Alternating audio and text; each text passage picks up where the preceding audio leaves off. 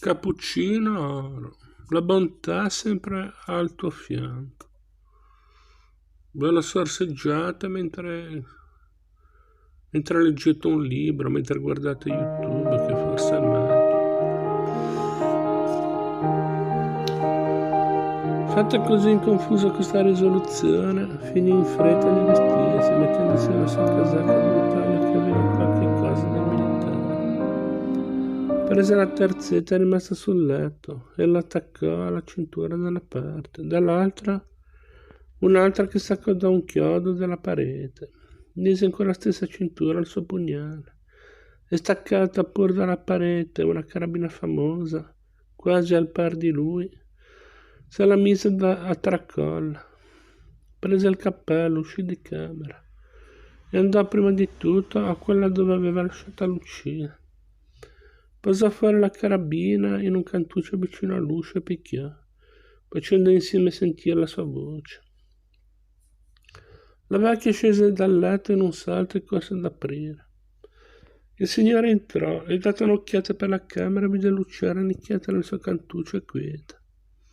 «Dorme?» domandò sottovoce alla vecchia. «Là dorme. Erano questi i miei ordini, sciagurata».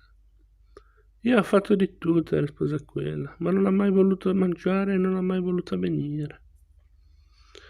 «Lasciala dormire in pace, guarda di non la disturbare, quando si sveglierà Marta verrà qui nella stanza vicina e tu manderai a prendere qualunque cosa che costui possa chiederti. Quando si sveglierà, dile che il padrone è partito per poco tempo, che tornerà e che farà tutto quello che lei vorrà». La vecchia rimase tutta stupefatta, pensando tra sé che sia qualche principessa costei. Il signore uscì e riprese la sua carabina. Mandò Marta a fare anticamera, mandò il primo bravo che incontrò a far la guardia, perché nessuno altro che quella donna mettesse piede nella camera, e poi uscì dal castello e prese l'ascesa di corsa. Il manoscritto non dice quanto ci fosse dal castello al paese dove era il cardinale, ma dai fatti che stiamo per raccontare risulta che non doveva essere più che una lunga passeggiata. Da solo a correre dei valigiani e anche di gente più lontana. A quel paese, questo non si potrebbe argomentare, giacché nelle memorie di quel tempo troviamo che da 20 e più miglia veniva gente in folla per vedere Federigo. I bravi che s'abbattevano sulla salita si fermavano rispettosamente al passare del signore, aspettando se mai avesse ordini da dar loro, o se volesse prenderli seco per qualche spedizione. E non sapevano che si pensare dalla sua aria e delle occhiate che dava in risposta ai loro inchini.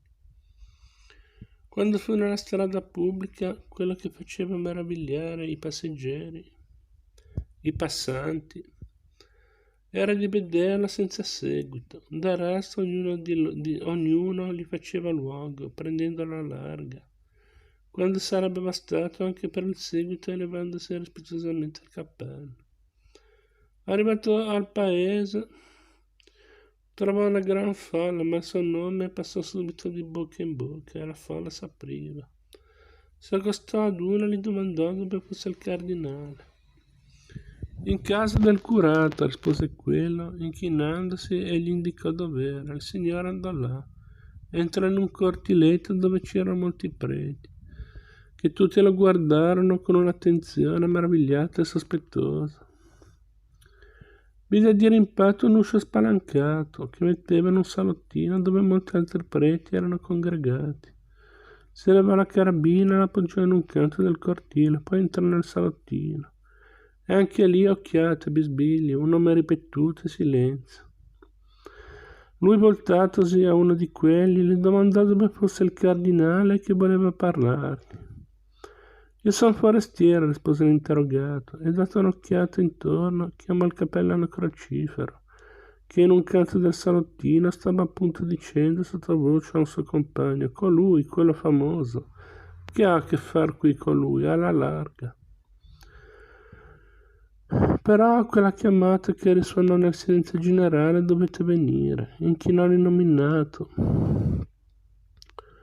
Stette a sentire quel che voleva e alzando con una curiosità inquieta gli occhi su quel viso e riabbassandoli subito rimase lì un poco, poi disse o balbettò: «Non saprei se Monsignore Illustrissimo in questo momento si trovi, sia, possa. Basta, vado a vedere». E andò a malincorpo a fare l'ambasciata nella stanza vicina dove si trovava il cardinale.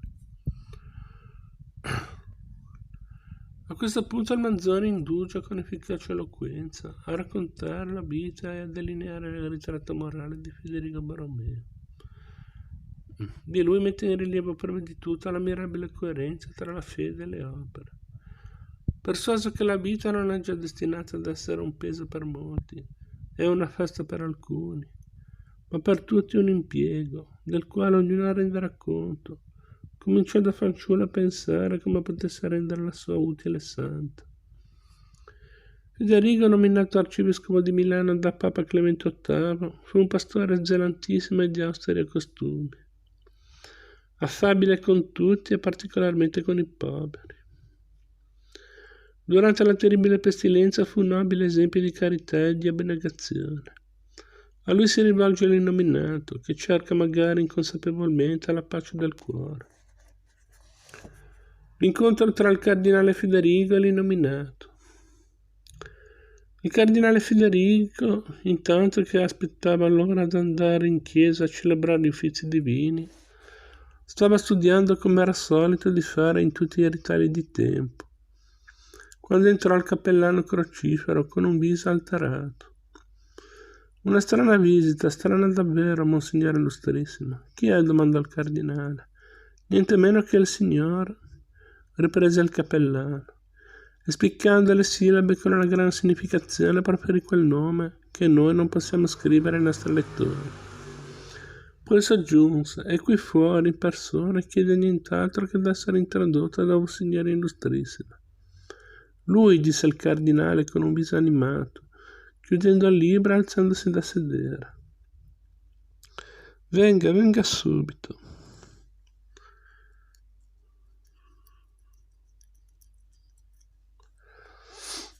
«Ma», replicò il cappellano senza muoversi, «un Signore Illustrissimo deve sapere chi è costui, quel bandito, quel famoso. E non è una fortuna per un vescovo che a un tal uomo sia nata la volontà di venirlo a trovare». «Ma», insistette il cappellano, «noi non possiamo mai parlare di certe cose, perché Monsignore dice che le son ciance, però quando viene il caso mi pare che sia un dovere, lo zelo fa dei nemici, Monsignore, e noi sappiamo positivamente che più d'un ribaldo ha osato vantarsi che un giorno o l'altro». «E che hanno fatto?» interruppe il cardinale. «Dico che costui è un appaltatore di delitti, un disperato, che tiene corrispondenza con disperati più furiosi e che può essere mandato». «Oh, che disciplina è codesta», interruppe ancora sorridendo Federico, «che i soldati esortino il generale ad aver paura». Poi, divenuto serio e pensieroso, riprese: «San Carlo non si sarebbe trovato nel caso di dibattere se dovesse ricevere un tal uomo. Sarebbe andato a cercarlo, fatelo entrare subito, ha già aspettato troppo». Il cappellano si mosse dicendo tra sé: «Non c'è rimedio, tutti questi santi sono ostinati». Una battuta che potrebbe essere pronunciata da Don Abbondio.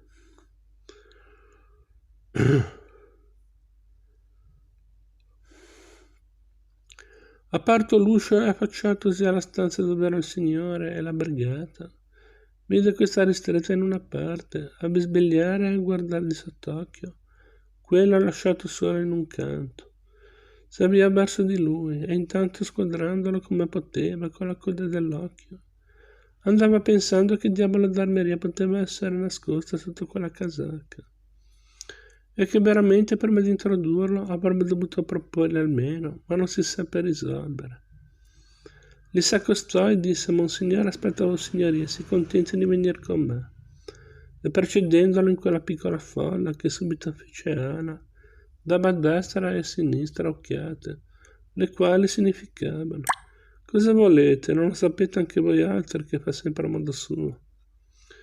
Appena introdotto l'inominato, Federico gli andò incontro, con un volto premuroso e sereno e con le braccia aperte, come a una persona desiderata, e fece subito cenno al cappellano che uscisse, il quale ubbidì. I due rimasti stettero alquanto senza parlare, diversamente sospesi. L'illuminato, che era stato come portato lì per forza, da una smania inesplicabile, piuttosto che condotto da un determinato disegno, ci stava anche come per forza, straziato da due passioni opposte. Quel desiderio e quella speranza confusa di trovare un refrigerio al tormento interno e dall'altra parte una stizza. Una vergogna di venire lì come un pentito, come un sottomesso, come un miserabile, a confessarsi in colpa, a implorare un uomo, e non trovava parole né quasi ne cercava. Però alzando gli occhi in viso a quell'uomo, si sentiva sempre più penetrare da un sentimento di venerazione imperioso, insieme soave, che aumentando la fiducia, mitigava il dispetto e senza prendere l'orgoglio di fronte, la batteva e dirò così l'imponeva silenzio. La presenza di Federico era infatti di quelle che annunziano una superiorità e la fanno amare. Il portamento era naturalmente composto e quasi involontariamente maestoso, non incurvato né impigrito appunto dagli anni. L'occhio grave e vivace, la fronte serena e pensierosa, con la canizia del pallore. Tra i segni dell'astinenza, della meditazione, della fatica, una specie di floridezza virginale. Tutte le forme del volto indicavano che in altra età c'era stata quella che più propriamente si chiama bellezza. L'abitudine da pensieri solenni e benevoli, la pace interna di una lunga vita, l'amore degli uomini, la gioia continua di una speranza ineffabile. Vi avevano sostituita una direi quasi bellezza senile, che spiccava ancor più in quella magnifica semplicità della porpora.